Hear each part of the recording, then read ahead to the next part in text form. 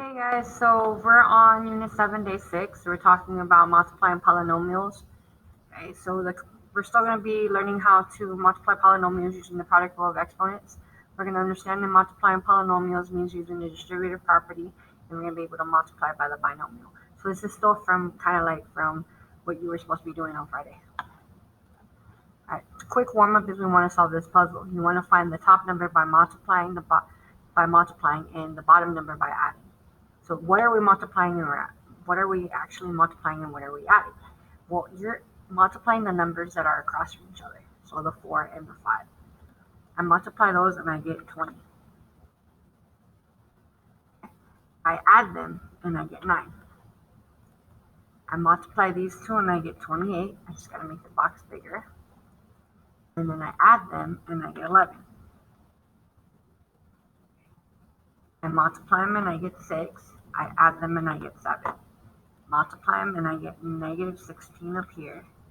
Means I got to open up the box a little bit bigger on both sides. There you go. And then I add them and I get 6. Okay. So I did the first page. I want you to go ahead and do the second page. I'm going to pause here and I hope that you pause too. And then when I come back, I'm going to have the answers already written there. Okay. Here's your answers. Okay. Notice that right here, if it has the same number, but their signs are different, you're always going to end up adding and getting 0. Also notice that when the two numbers are negative, your product will be positive and your sum will be negative. Okay. Now, if one's negative and one's positive, then the product is going to be negative and the sum, all it depends on is which is bigger. Okay. Sometimes they'll be positive, sometimes they'll be negative. It all depends on when you add which integer is larger. All right, let's go on to the next slide. All right, so I wanted to do a quick review of what you were supposed to be doing Friday, because I know maybe some of y'all got to it or maybe you didn't. So I wanted us just to kind of go over that real quick. The distribute a monomial, one term to every term in the parentheses. So basically what we're going to do is we're going to use the product rule, and we're going to multiply the coefficients and add the exponents. So I already set it up for you. Notice that the first one is one term, so that's going to be the number of rows I have. The second thing, it has 2 terms, so that's how many columns I'm going to have. I'm going to multiply the coefficients 2 and negative 3 and get negative 6. The variable will come down. What I do with the exponents is that I add them. This exponent is 2. This is an imaginary exponent of a 1. So when I add them together, I get 3. I multiply the 8 and the negative 3. You give me negative 24. I bring over the variable. Why do I bring over the variable? You probably understood that on the first one, I had an x and an x. So yeah, that made sense. They both had an x, so I need to put an x. But on this last part, the 8 doesn't have an x. When one of the terms has a variable, that variable must come down. So it comes down, and then I don't have to do any addition because the 8 doesn't have a variable. What I have to do is bring over the exponent from the term that's over here on the side. So it's 2. Okay, so whenever one of the terms has a variable and an exponent, that variable and that exponent is going to come over because the other term doesn't have anything. Okay?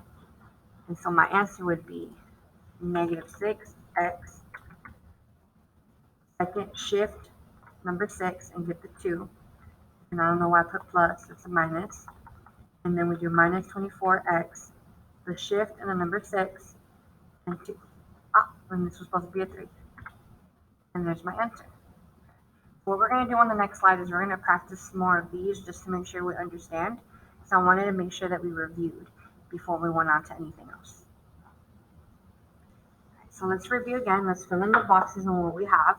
So we're multiplying the coefficients 3 and negative 2 and give me negative 6, x, because they both have an x, and then I add their exponents. They both have an x, so that means that their exponents are 1s. So 1 plus 1 is 2. Go to the other one. I multiply the coefficients. Negative 5 and negative 2 gives me a positive 10. And then I bring over the variable. Sorry about that. Okay, so now let's go over here.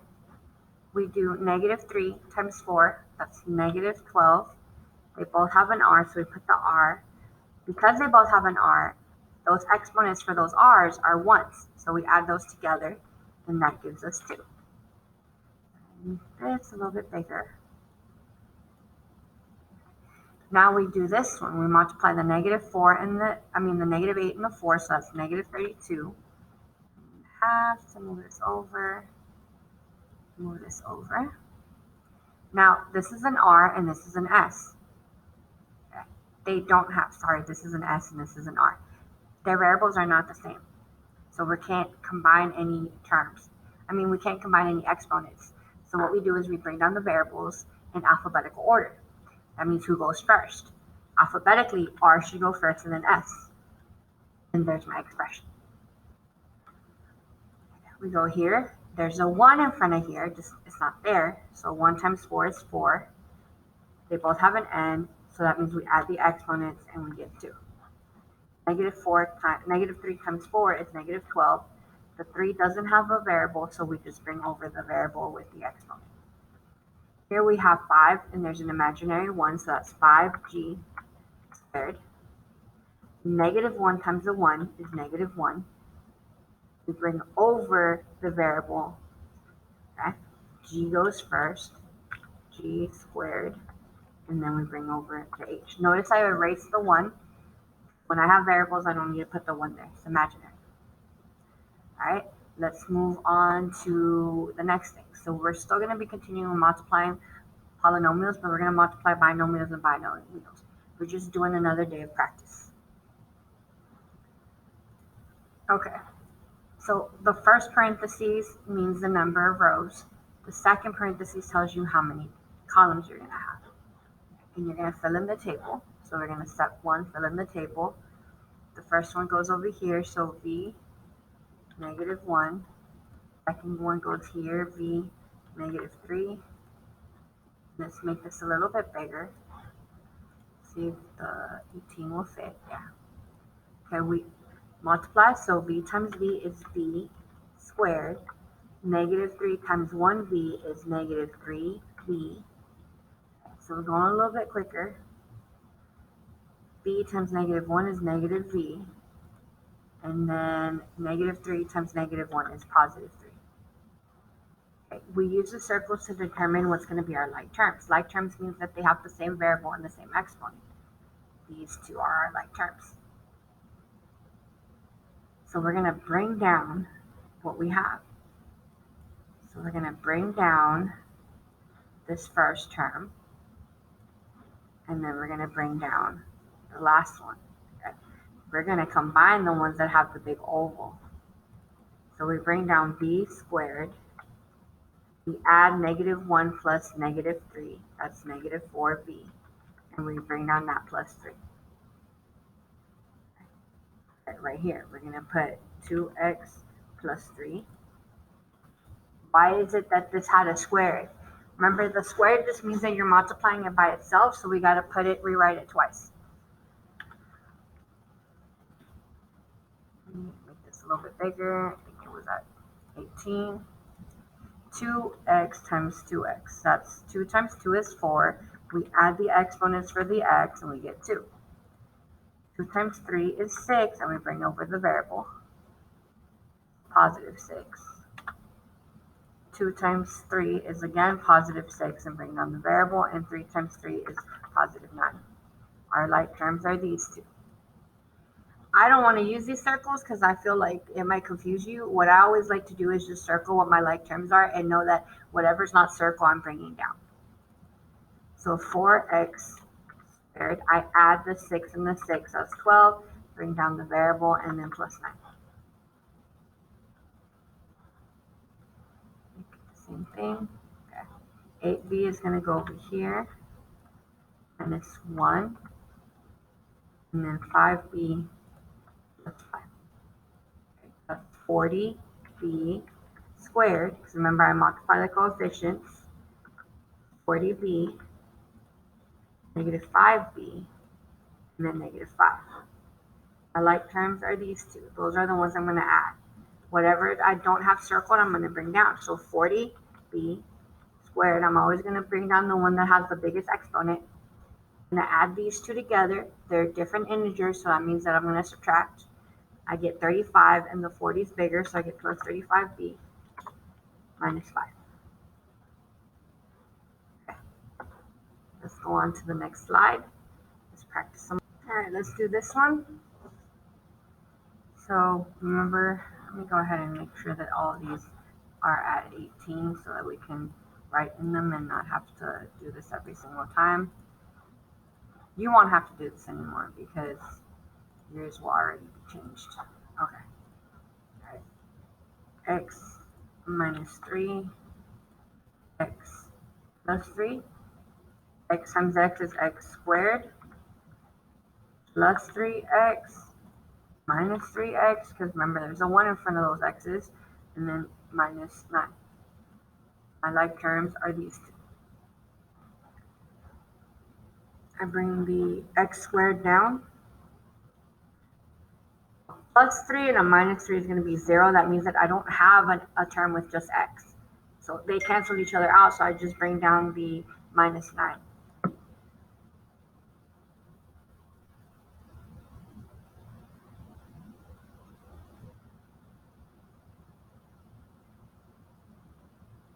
Sorry.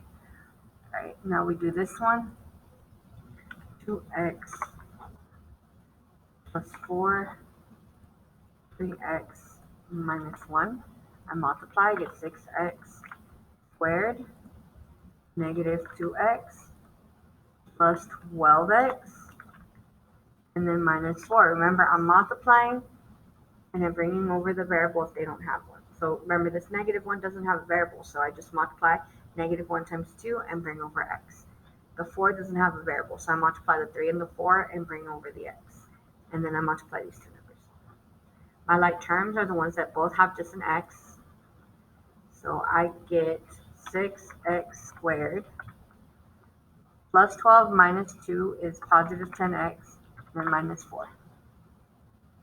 Remember, anytime it has a variable of a 2, that means that you are multiplying it by itself. So I put 3x minus 5 here, and I put 3x minus 5 on the top.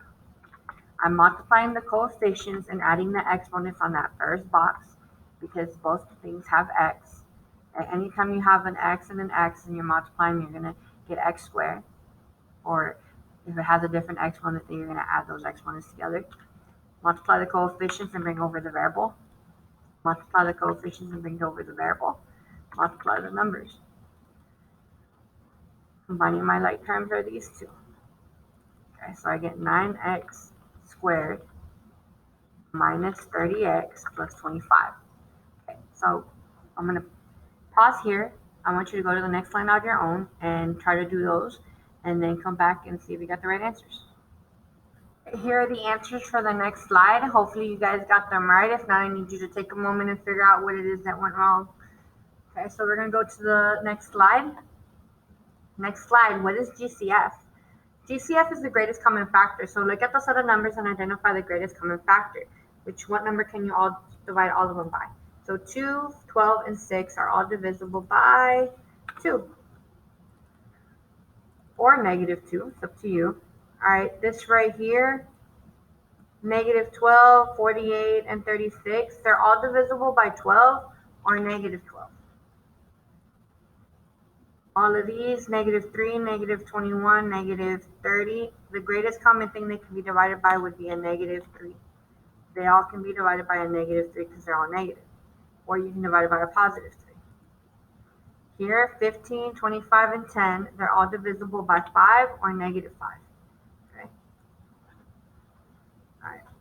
Let's go to the next slide and figure out what's going to go there. Okay, well, before we go, how does that look for polynomials? In polynomials, the GCF means to find the greatest common factor among the coefficients, that means the numbers, and then the common variable with the lowest exponent. So for this one, I didn't want to put equals, but I don't know why I did. But the greatest common factor would be 2, 4, and 8 are all divisible by 2. And that's it, because they don't all have a common variable. The 18 doesn't have a variable. Okay, for this one, they're all can be divided by a positive or negative 6. We're going to go ahead and say negative 6. We want to take the leading sign of this one. And then we look for the smallest exponent. The smallest exponent is 4. So we're going to copy that part and put it over here. And that would be my greatest common factor. Okay, on this one, they can be divided by 7. I look for the variable with the smallest exponent, which would be x squared. And 7x squared would be my greatest common factor. Okay, so it's the greatest common factor is what you can divide all the numbers by, and then what variable and smallest exponent do they have in common. Okay, and with the positive and negative, we want to go with whatever the sign of the leading coefficient is. Okay. All right, so now what's next? The next thing for you to do is to try the independent practice with a partner or group or individual, or you can do it individually, and we're just going to be practicing multiplying. Okay? Making sure you can multiply. All right, and don't forget to do the checkpoint.